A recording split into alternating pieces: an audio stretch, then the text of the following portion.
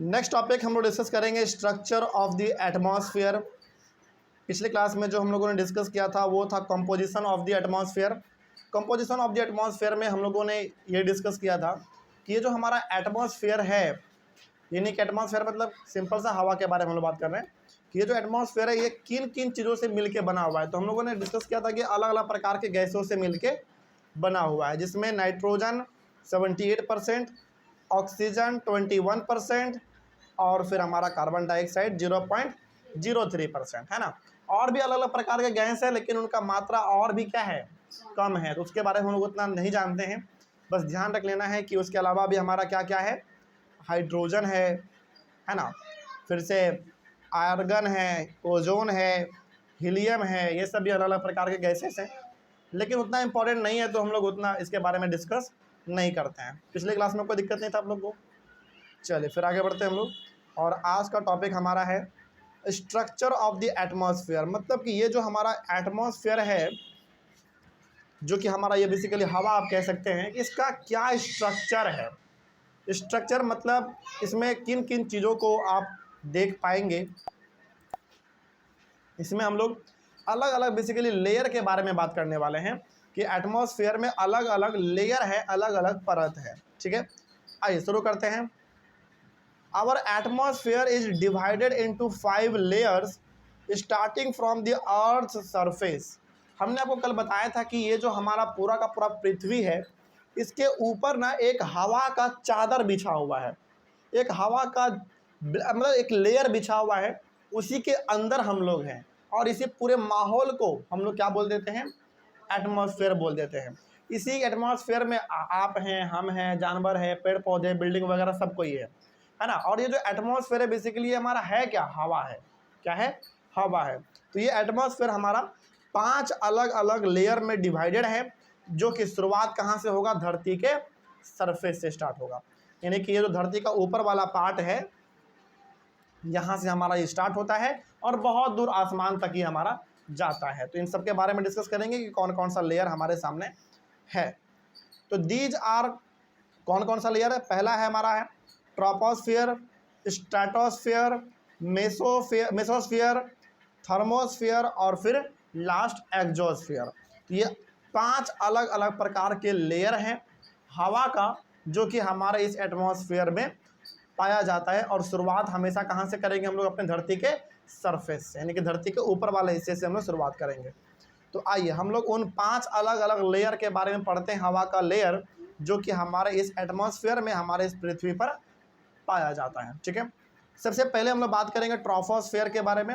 जब हम लोग डिस्कस कर रहे होंगे तो हम लोग साथ साथ डायग्राम भी देखते चलेंगे, इसका जो पिक्चर है ये भी समझते चलेंगे, तो ये आपको समझ में ज़्यादा आएगा। ठीक है, थोड़ा सा पहले इस डायग्राम को हम समझा देते हैं, इसमें क्या क्या बात लिखा गया है। सबसे पहले हम लोग इस डायग्राम को, इस पिक्चर को देख के हम लोग समझ लेते हैं कि धरती का जो एटमॉस्फेयर है वो किस प्रकार से डिजाइन किया गया है। तो ये हमारा पूरा का पूरा धरती का एटमॉस्फेयर है, जिसमें 5 लेयर हम लोगों को देखने को मिलता है। सबसे पहला नीचे वाला लेयर हमारा ट्रोपोस्फियर कहलाएगा, यहाँ से लेकर यहाँ तक। उसके ऊपर वाला कहलाएगा यहाँ से लेकर यहाँ तक स्ट्रेटोस्फियर। उसके ऊपर थोड़ा और बात कर लेंगे तो यहाँ से लेकर यहाँ ये वाला रीजन हमारा कहलाएगा मेसोस्फियर। उसके और ऊपर यहाँ से लेकर यहाँ वाला हमारा कहला जाएगा थर्मोस्फियर। और उसके ऊपर का बात करें तो ये जो बैगनी कलर का, वायलेट कलर का है, वो हो जाएगा हमारा एक्सोस्फियर। सिंपल है। तो ये हमारा पूरा का पूरा धरती का एटमॉस्फेयर है, जो कि 5 अलग अलग लेयर में, 5 अलग अलग पार्ट्स में डिवाइडेड है। ये पांचों अलग अलग पार्ट का अपना अलग अलग इंपॉर्टेंस है। हम लोग इसमें भी डिस्कस करेंगे कि हमारे जो एरोप्लेन ये सब उड़ते हैं, हेलीकॉप्टर वगैरह जो उड़ता है वो किस लेयर में उड़ता है ना, इसके बारे में हम लोग डिस्कस करेंगे। और कौन से लेयर में ऑक्सीजन का कमी होने लगता है ये भी हम लोग इसमें डिस्कस करेंगे। तो आइए शुरू करते हैं। सबसे पहला हमारा ट्रोपोस्फियर। ट्रोपोस्फियर लेयर कौन सा होगा, सबसे ऊपर वाला या सबसे नीचे वाला? सबसे नीचे वाला, सबसे नीचे वाला। पहला पॉइंट इसमें है कि this layer is the most important layer of the atmosphere. ये सबसे ज़्यादा इंपॉर्टेंट लेयर है। क्यों इंपॉर्टेंट है इसके बारे में हम लोग अभी बात करेंगे। It's average height is 13 kilometre. मतलब कि धरती का जो ये आपका ऊपर वाला हिस्सा है, जिस पे आपका रोड बना हुआ है, बिल्डिंग है, अपार्टमेंट है, एयरपोर्ट है, जिम, मॉल जो भी है, इस धरती के ऊपर वाले पार्ट से जिस पे हम लोग चलते हैं, यहाँ से सीधा आप 13 किलोमीटर आप ऊपर चल जाओ। 13 किलोमीटर। तो धरती के सरफेस से आसमान में कितना दूर तक? 13 किलोमीटर तक आपका जो एरिया पाया जाता है उस एरिया को हम लोग कहते हैं ट्रोपोस्फेयर। इसी एरिया को हम लोग क्या बोलेंगे? ट्रोपोस्फेयर।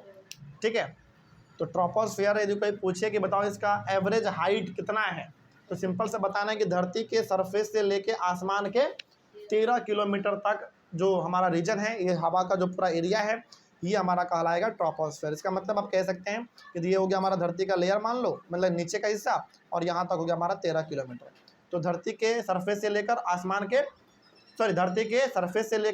के 13 किलोमीटर तक आपका ट्रोपोस्फेयर का रीजन होता है। आगे, the air we breathe exist here, और जो हम लोग सांस लेते हैं वो ऑक्सीजन इसी लेयर से आता है, इसी से आता है, 13 किलोमीटर के दायरे से ही आ जाता है।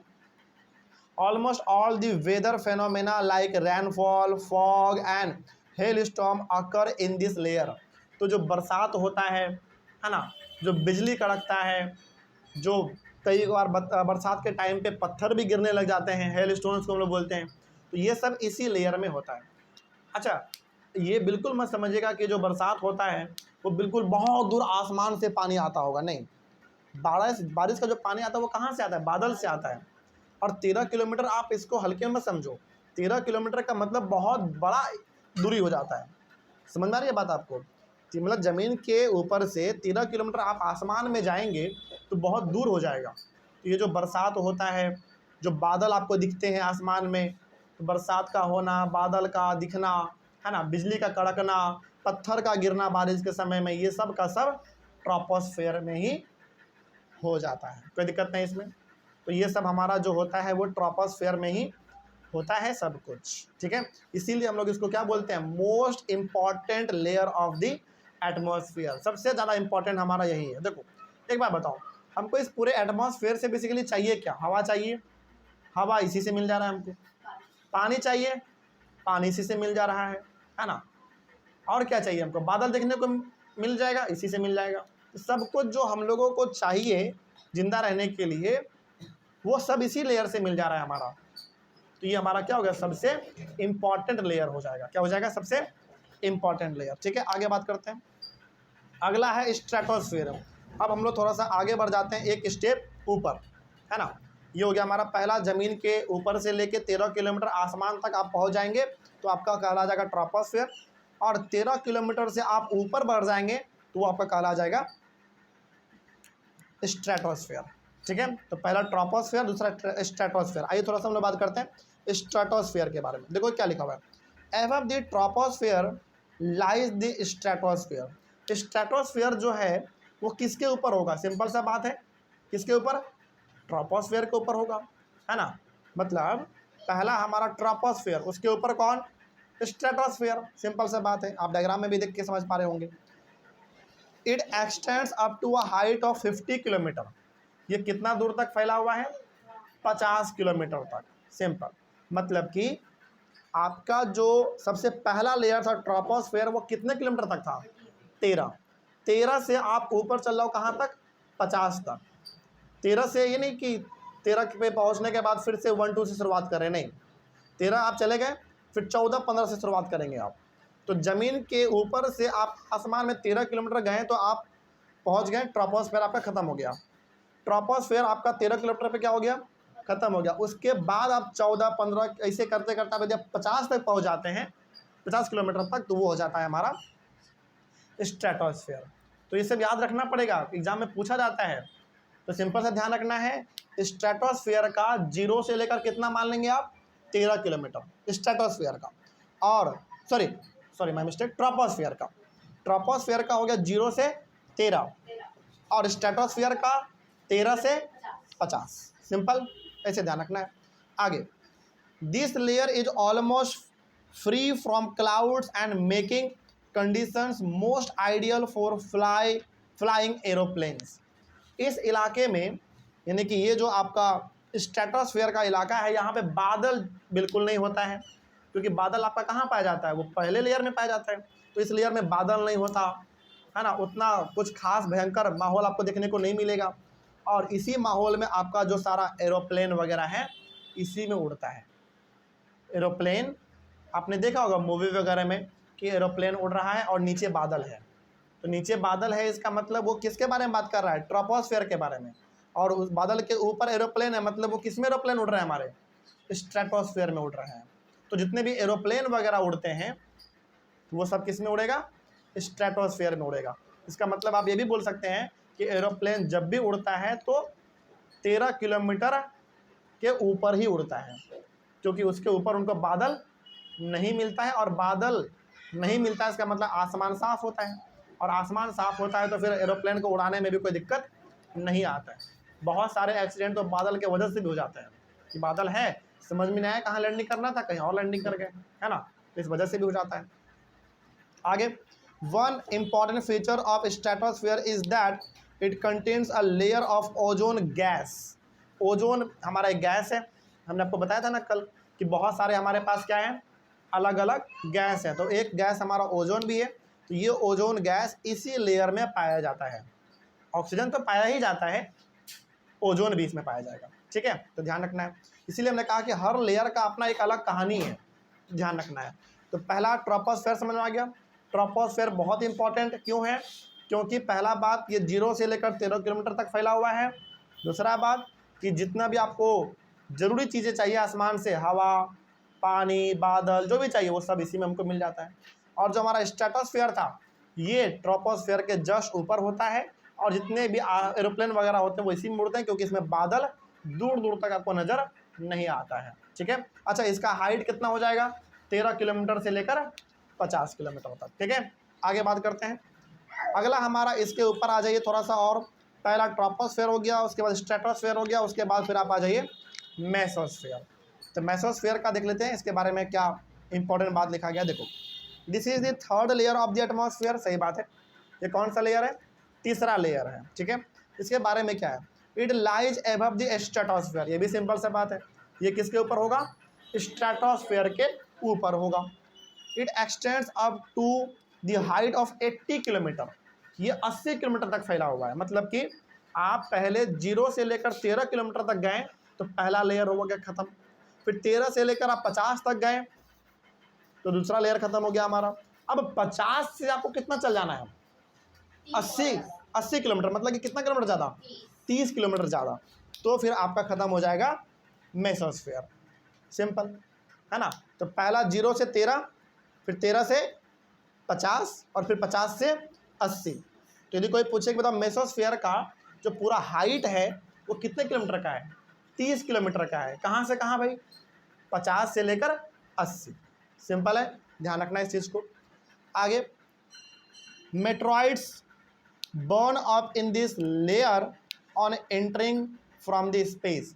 आपने कई बार सुना होगा आसमान से कुछ पत्थर वगैरह आता रहता है, आपने सुना होगा, हाँ, उसको हम लोग कहते हैं मेट्रॉइड्स। क्या बोलते हैं, मेट्रॉइड्स। मतलब कई बार ऐसा हुआ है कि आसमान से पृथ्वी पर पत्थर गिरे हैं, वो भी बहुत बड़े बड़े पत्थर गिरे हैं। लेकिन होता क्या है ना, जैसे जैसे पत्थर वो आसमान से धरती की ओर आता है नज़दीक, वो स्पीड उसका बढ़ता जाता है। कितना, एक समय पे तो इतना बढ़ जाता है कि जैसे ही पत्थर मेसोस्फीयर में एंटर करता है वैसे पत्थर में आग पकड़ लेता है। मतलब किसी भी चीज़ को यदि आप बहुत ज़ोर से मूव करो, बहुत ज़ोर से रफ्तार में उसको चलाओ, तो उसमें हीट जनरेट होता है। जैसे आप खुद अपने हाथ को खूब ज़ोर से रगड़ो, जैसे हम लोग जाड़े के समय में दोनों हाथ को रगड़ते हैं ना, तो हमारे हाथ में गर्मी आता है। क्यों गर्मी आया, क्योंकि आप उसको बहुत ज़ोर से रगड़ रहे हैं। उसी प्रकार से जैसे जैसे आसमान से पत्थर हमारे धरती के नज़दीक आता है, उसका स्पीड क्या होता रहता है, बढ़ता रहता है। तो वो पत्थर किससे रगड़ खा रहा होता है, बार बार हवा से। और जब वो एक बार मेसोस्फीयर में एंटर कर जाता है तो इतना ज़्यादा मेसोस्फीयर धरती के करीब है कि उसमें फटाक से क्या पकड़ लेगा, आग पकड़ लेगा। तो वही यहाँ पे लिखा हुआ है कि meteoroids burn up in this layer on entering from the space. Space से यानी कि बहुत ऊपर से यदि कोई पत्थर वगैरह हमारे आसमान की धरती की ओर आएगा, तो जैसे मेसोस्फीयर में एंटर करेगा वैसे उसमें आग पकड़ लेता है, क्योंकि मेसोस्फीयर धरती के बहुत नज़दीक है। कितना किलोमीटर है, 80 किलोमीटर है। तो धरती के लिए 80 किलोमीटर कोई बड़ी बात नहीं है, है ना। और ये पत्थर आ कहाँ से रहा है, हजारों किलोमीटर दूर, लाखों किलोमीटर दूर से आ रहा है। सोचो, वहाँ से आते आते आते आते जैसे ही आप मेसोस्फीयर में एंटर करेंगे वैसे उसमें आग पकड़ लेगा, वो बहुत गर्म हो जाता है। तो ये हो गया मेसोस्फीयर के बारे में। तो मेसोस्फीयर के बारे में दो बात बस ध्यान रखना है कि ये इसका जो एवरेज हाइट है वो 50 से कितना 80 है, पहला बात। दूसरा बात, ये किसके ऊपर पाया जाएगा? स्ट्रेटोस्फीयर के ऊपर पाया जाएगा। तीसरा बात, मेट्रॉइड्स यानी कि जो पत्थर वगैरह, बहुत बड़े बड़े उल्का पिंड जिसको हम लोग बोलते हैं हिंदी में, वो सब जब मेसोस्फीयर में एंटर करता है तो उसमें क्या पकड़ लेता है? आग पकड़ लेता है, क्योंकि मेसोस्फीयर थोड़ा सा क्या होता है, धरती के नज़दीक होता है, तो उसमें गर्मी वालापन होता है और गर्मी के वजह से मेसोस्फीयर में आग पकड़ लेता है। शुरुआत हो जाता है मेसोस्फीयर में आग पकड़ने का, लेकिन उसके बाद फिर आएगा हमारे स्ट्रेटोस्फीयर में, है ना, फिर ट्रोपोस्फीयर में, तब तो उसमें आग और बढ़ जाता है। अच्छा, आपके मन में सवाल होगा कि सर आसमान से ही जब ये आ रहा है लाखों किलोमीटर ये ट्रैवल करके हमारे पत्थर आ रहे हैं, तो वहाँ पे ये आग क्यों नहीं पकड़ा? क्योंकि आसमान में ना बहुत ठंडा होता है। ध्यान रखिए, जैसे जैसे आप धरती से ऊपर जाएंगे वैसे वैसे ठंडा आपका बढ़ता जाएगा, ठंडा बढ़ता है। तो आसमान से वो पत्थर आ रहा है तो उसको क्या मिल रहा है? गर्मी या जाड़ा? ठंडापन मिल रहा है ना, और ठंडे में वो कैसे जलेगा?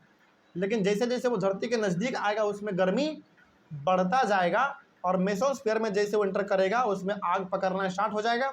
थोड़ा और नीचे आएगा स्ट्रेटोस्फीयर, ट्रोपोस्फीयर, तब तो उसमें आग पूरी तरीके से पकड़ लेता है। लेकिन उस पत्थर में आग जो लगना स्टार्ट होता है वो मेसोस्फीयर में ही हो जाता है। ठीक है, तो ये हो गया हमारा मेसोस्फीयर के बारे में पूरा का पूरा जानकारी। उसके बाद है हमारा थर्मोस्फीयर। थोड़ा सा हम लोग और ऊपर चल जाएंगे मेसोस्फीयर से, तो मेसोस्फीयर हमारा हो जाएगा, मेसोस्फीयर के ऊपर हो जाएगा हमारा थर्मोस्फीयर। ठीक है, आइए थोड़ा सा इसके बारे में बात करते हैं। क्या लिखा हुआ है देखो, in thermosphere temperature rises very rapidly with increasing height. उसके बाद है ionosphere is a part of this layer. मतलब जैसे जैसे आप आसमान में जाएंगे वैसे वैसे टेम्परेचर का भी आपको उतार चढ़ाव देखने को मिलेगा। ठीक है, उसके बाद ionosphere is a part of this layer, मतलब इसी लेयर का एक छोटा सा और पार्ट है जिसका नाम है लोनोस्फीयर। सिंपल से समझिए कि हमारा थर्मोस्फीयर का ही एक छोटा सा और लेयर उसी में पाया जाता है, उसी का पार्ट है, वो हमारा लोनोस्फीयर।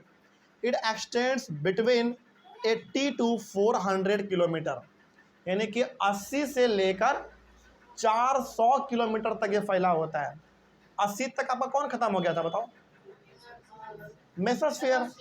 तो मेसोस्फीयर के ऊपर आप, यानी कि मेसोस्फीयर हमारा 80 किलोमीटर तक खत्म हो चुका। 80 किलोमीटर से 400 किलोमीटर आप चले जाओ, इसका मतलब 320 किलोमीटर तक का हाइट होता है किसका? थर्मोस्फीयर का। ये सबसे बड़ा हाइट है। समझ में आ रही है आपको बात? मतलब कि 80 किलोमीटर से 400 किलोमीटर तक आपका फैला होता है थर्मोस्फीयर। ठीक है, आगे बात करते हैं। This layer helps in radio transmission.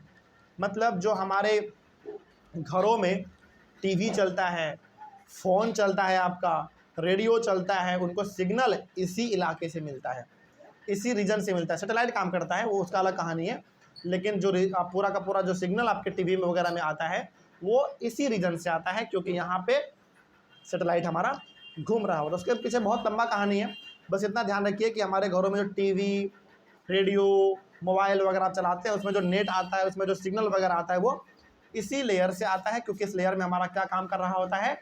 Satellite काम कर रहा होता है। ठीक है, बस आगे बात करते हैं।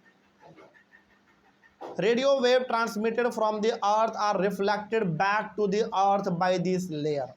मतलब रेडियो वेव्स का सिंपल सा मतलब है कि हम लोग पृथ्वी से रेडिएशन, यानी कि पृथ्वी से हम लोग सिग्नल छोड़ते हैं आसमान की ओर, और आसमान में जाके हमारा सिग्नल इस लेयर से टकराता है, और वहाँ से फिर दोबारा हमारा सिग्नल वापस हमारे पास आता है, तब जाकर हमारा टीवी, मोबाइल, रेडियो वगैरह चलता है।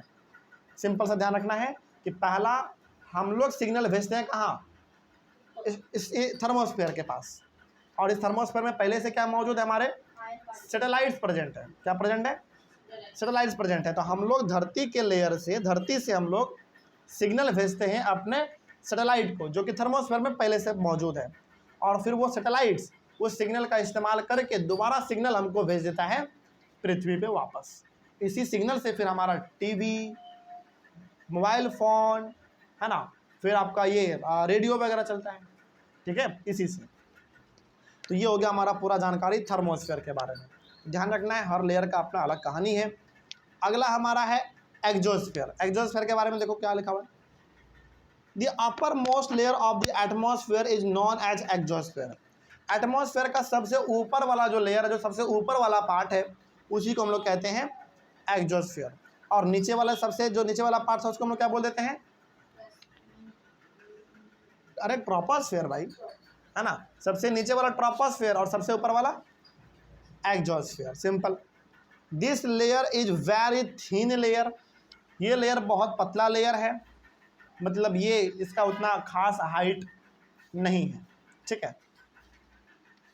Light gases like helium and hydrogen float into the space from here. तो यहाँ पे भी गैस पाए जाते हैं, लेकिन यहाँ पे गैस कौन सा पाया जाएगा? हीलियम, हाइड्रोजन, ये सब पाया जाता है। यहाँ पे ऑक्सीजन लगभग ना के बराबर पाया जाता है, क्योंकि धरती से बहुत ऊपर हो गया ना, और उतना ऊपर प्लांट का ऑक्सीजन कहाँ जा पाएगा? नहीं जा पाता उतना दूर। तो जैसे जैसे आप आसमान में ऊपर बढ़ते हैं, वैसे वैसे ऑक्सीजन का मात्रा क्या होता रहता है? घटता रहता है। अच्छा, आपके मन में सवाल होगा कि सर फिर इसके बाद क्या हमारा आसमान खत्म हो गया? नहीं, इसके बाद आसमान है, लेकिन उस आसमान का कोई हमारे लिए बेनिफिट नहीं है। क्यों नहीं है? क्योंकि वहाँ पे किसी प्रकार का गैस है ही नहीं। तो हमारे लिए वो स्पेस किस काम का? फिर किसी काम का नहीं है। तो यहाँ तक हमारे काम का होता है। जब तक आपको गैस मिल रहा है तब तक हमारे एटमॉस्फेयर हमारे लिए काम का है। मतलब ये जो पूरा खुला आसमान आपको दिख रहा है, ये तो पूरा एटमॉस्फेयर का ही पार्ट है। लेकिन क्या इस एटमॉस्फेयर का सारा पार्ट हमारे लिए, सारा लेयर हमारे लिए इंपॉर्टेंट है? नहीं, 5 लेयर तक ही इंपॉर्टेंट हमारे लिए है। उसके बाद भी लेयर हैं, लेकिन वो हमारे किसी काम का नहीं है। 5 लेयर तक ही हम लोगों को गैस मिलता है, अलग अलग प्रकार के। हालांकि जैसे जैसे आप ऊपर जाएंगे ऑक्सीजन का मात्रा घटता रहेगा, लेकिन गैस ऊपर में भी आपको अलग अलग प्रकार के मिलेंगे। और आखिरी जो गैस आपका है वो एक्सोस्फेयर तक मिलता है, हाइड्रोजन, हीलियम वगैरह। उसके बाद फिर कुछ भी मिलना बंद हो जाता है, ठीक है। और आसमान में जब ऊपर और आप जाएंगे तो किसी प्रकार का गैस नहीं मिलेगा, कुछ भी नहीं मिलेगा, एकदम पूरा शून्य सन्नाटा हो जाता है। इतना छोड़ो, केवल आप ये देखो, जब आप पहाड़ों पे चढ़ते हैं, एग्जाम्पल आपको देते हैं, जब कोई, अच्छा ये जो हम लोग पढ़ते ना माउंट एवरेस्ट, सबसे ऊंचा चोटी, सबसे ऊंचा पीक माउंट एवरेस्ट। ये माउंट एवरेस्ट भी किस में आएगा? हमारा पहले वाले में आ जाएगा। किस वाले में? ट्रोपोस्फेयर में, है ना, ट्रोपोस्फेयर में आ जाएगा। तो जब हम लोग पहाड़ों पे चढ़ते हैं, माउंट एवरेस्ट पे चढ़ते हैं, तो बहुत मतलब ऐसा होता ही है लगभग कि जो माउंट एवरेस्ट पे चढ़ते हैं वो अपने साथ ना पीछे एक गैस का सिलेंडर लेके चढ़ते हैं, ऑक्सीजन का सिलेंडर। क्योंकि आप जैसे जैसे पहाड़ पे ऊपर बढ़ेंगे, आपका हाइट क्या हो रहा है? ज़मीन से बढ़ रहा है, आप दूर जा रहे हैं, तो ऑक्सीजन का मात्रा घटेगा या बढ़ेगा? घटेगा। तो आसमान में आप जा रहे हैं, पहाड़ पे आप चढ़ रहे हैं, तो ऑक्सीजन का मात्रा घटेगा। तो आपके बॉडी में ऑक्सीजन का मात्रा घट ना जाए, लेवल उसका कम ना हो जाए, आपका सांस ना फूलने लगे, इसलिए जो भी माउंट एवरेस्ट पे चढ़ते हैं अपने साथ ऑक्सीजन का सिलेंडर लेके चढ़ते हैं, और अपने मुंह में एक मास्क वो लगाए रहते हैं, ताकि उनको ऊपर आसमान में किसी प्रकार का ऑक्सीजन का कोई कमी ना हो। हाँ बिल्कुल सही बात है कि सर ये सिलेंडर का गैस खत्म हो गया, तो सब सही सवाल है। तो वो लोग एक सिलेंडर नहीं, अपने साथ 1-2 सिलेंडर एक्स्ट्रा भी रखते हैं इमरजेंसी के लिए। कई सारे लोगों का माउंट एवरेस्ट पे मौत केवल इसलिए हो गया है क्योंकि उनके पास ज़्यादा मात्रा में ऑक्सीजन का सिलेंडर नहीं था, दम घुट के मर गया। इसलिए जब भी कोई आदमी माउंट एवरेस्ट पे चढ़ता है ना, तो उनको पहले ट्रेनिंग दिया जाता है। मतलब एक आम आदमी भी माउंट एवरेस्ट पे चढ़ सकता है, लेकिन उनको पहले ट्रेनिंग मिलता है। आप वहाँ पे जाएंगे कैंप में, नेपाल में पड़ता है, क्योंकि नेपाल के बगल में पड़ता है ना हमारा माउंट एवरेस्ट। तो आप नेपाल में जाएंगे तो वहाँ पे पूरा का पूरा एक टीम है जो कि सरकार के अंदर में काम करती है। तो वो ना पूरा का पूरा पहले आपका हेल्थ चेक करेगा, क्या ये आदमी पहले से बीमार तो नहीं है, क्या इनको सांस फूलने का तकलीफ तो नहीं है, या फिर किसी प्रकार का बीमारी तो नहीं है। यदि किसी प्रकार का आपको बीमारी रहा तो फिर आपको माउंट एवरेस्ट पर चढ़ने का परमिशन नहीं मिलेगा। और हाँ, एक बात और, माउंट एवरेस्ट पे यदि आप चढ़ते हैं तो पहले ही आपका पेपर पे साइन ले लेगा कि आप अपने रिस्क पे चढ़ रहे हैं, इसमें किसी इंसान का कोई हाथ नहीं है। क्योंकि भाई माउंट एवरेस्ट पे आपको चढ़ना है तो आपके जान की जिम्मेदारी कोई और क्यों लेगा? नहीं, आपको जान गंवाना है तो मत चढ़ो। सिंपल सा बात है, मतलब खुजली आपको हुआ तो मिटाना भी आप ही को पड़ेगा, सिंपल सा बात है। क्या जरूरी है माउंट एवरेस्ट पे चढ़ने का? हाँ जाओ, बगल से देख के आ जाओ, है कि नहीं? सिंपल सी बात है। लेकिन हाँ, बहुत लोग हैं जो कि शौक के वजह से, शौक के कारण वो लोग चढ़ते हैं ऊपर में। तो बहुत लोग ऐसे हैं जो ऊपर में चढ़ते तो हैं लेकिन फिर कभी वापस आ नहीं पाते हैं, वो वहीं पर रह जाते हैं। समझ गए? पैर फिसला, गिर गए, मर गए, ऑक्सीजन का कमी हुआ, मर गए। तो कई सारे वहाँ पे ऐसे लोग हैं जिनका डेड बॉडी आज तक मिला ही नहीं है पहाड़ पे, क्योंकि बर्फ में वो धपन मतलब गायब हो गया। तो जब आप माउंट एवरेस्ट पे चढ़ने जाएंगे तो पहले आपका हेल्थ पूरा चेक किया जाएगा, है ना, पूरा आपका एग्रीमेंट साइन होगा, आपका साइन लिया जाएगा पेपर पे कि भैया आप अपने रिस्क पे जा रहे हैं, आप मर जाएंगे तो कोई इसका जिम्मेदारी नहीं लेगा। तब फिर आपको चढ़ने का परमिशन मिलता है। और हाँ, पढ़ने से पहले भी आपको बहुत ट्रेनिंग दिया जाता है कि कौन सी स्थिति में आप क्या करेंगे, क्योंकि वहाँ पे स्थिति तो बहुत भयंकर भी होता है ना। आपको लगेगा कि पहाड़ है बर्फ़ का, आपको लगेगा कि नीचे ज़मीन होगा, गए और पहाड़ में गए और धंसे रह गए, चले ही चले गए। तो ऐसा भी होता है कई बार उधर। तो ऐसा ना हो, इसीलिए किसी के ऊपर रिस्क ना आए, इसीलिए पहले पूरा पेपर डॉक्यूमेंट वगैरह पे आपका साइन ले लिया जाता है। ठीक है, चल इस तरीके से। तो बस इतना ध्यान रखना है कि जैसे जैसे आप लेयर में आगे बढ़ेंगे, आसमान में ऊपर आप जाएंगे, वैसे वैसे ऑक्सीजन का मात्रा क्या होता रहेगा? घटता रहेगा। ठीक है, तो आप आसमान में जाएंगे तो आपको ऑक्सीजन का सिलेंडर लेके जाना पड़ेगा। चलिए, यहाँ तक में कोई दिक्कत नहीं समझने में? सबको समझ में आ गया वाला टॉपिक? नेक्स्ट टॉपिक हमारा है वेदर एंड क्लाइमेट, जिसको हम लोग करेंगे अपने अगले क्लास में। तब तक के लिए थैंक यू वेरी मच।